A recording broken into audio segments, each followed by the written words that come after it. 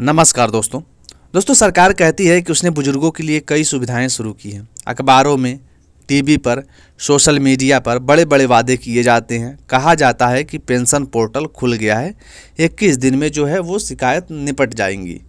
लेकिन जब EPS 95 pension धारकों की बात आती है तो हकीकत कुछ और ही दिखती है। एक बुजुर्ग माता पिता जिन्होंने अपने बच्चों को पढ़ाया लिखाया, उन्हें बड़ा किया, आज खुद को भूल गए। उनकी पेंशन नहीं बढ़ी, महंगाई आसमान छू रही है, दवाइयों के दाम बढ़ रहे हैं, लेकिन ईपीएस 95 पेंशन वहीं के वहीं बनी हुई है। क्या यही सरकार की सेवा है? क्या यही हमारे बुजुर्गों के लिए सम्मान है? आज मैं आपके सामने एक ऐसे विषय पर बोलने जा रहा हूं दोस्तों, जो हमारे समाज की सबसे संवेदनशील और सबसे सम्माननीय और सबसे ज़रूरतमंद वर्ग से जुड़ा है।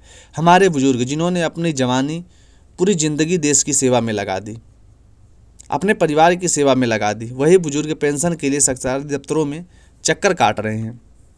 ईपीएस 95 पेंशन पर सरकार का रवैया क्या है, सच्चाई क्या है दोस्तों, विस्तार से आज इसके ऊपर हम जानेंगे। जब एक बुजुर्ग अपनी पेंशन लेने बैंक जाता है लेकिन उसकी पेंशन नहीं मिलती, उसे बार बार दफ्तरों के चक्कर लगाने पड़ते हैं। कागजी कार्रवाई, बायोमेट्रिक, केवाईसी, जीवन प्रमाण पत्र, सब कुछ मुश्किल लगता है। सरकार समझती क्या है? अब देखिए, जब किसी मंत्री की पेंशन बढ़नी होती है तो रातों रात नियम बदल जाते हैं, लेकिन जब आम बुजुर्ग की पेंशन बढ़ाने की बात आती है, सरकार कहती है बजट नहीं है, नियम नहीं है, कुछ नहीं है। क्या यही सरकार की प्राथमिकता रही है?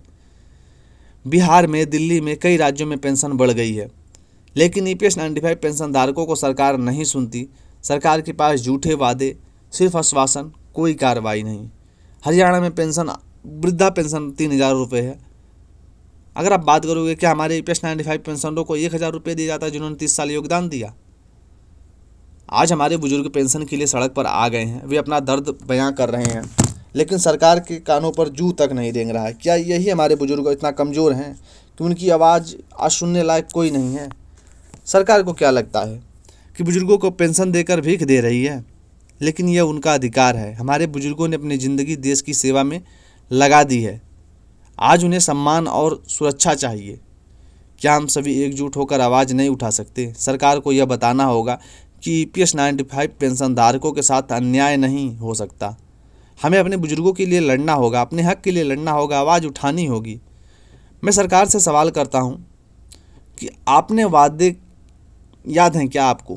क्या आपने बुजुर्गों की परेशानी दिखाई देती है? क्या आपको लगता है पेंशन न बढ़ाई जाए, बुजुर्गों के साथ अन्याय नहीं है? क्या आज हम सभी एक साथ खड़े होकर अपने बुजुर्गों के लिए, हक के लिए आवाज़ नहीं उठा सकते? हमारे बुजुर्गों का सम्मान, सुरक्षा और उनका हक दिलाने के लिए संघर्ष नहीं कर सकते? ईपीएस 95 पेंशन धारकों ने क्या दर्द झेला है वो हम बयान नहीं कर सकते।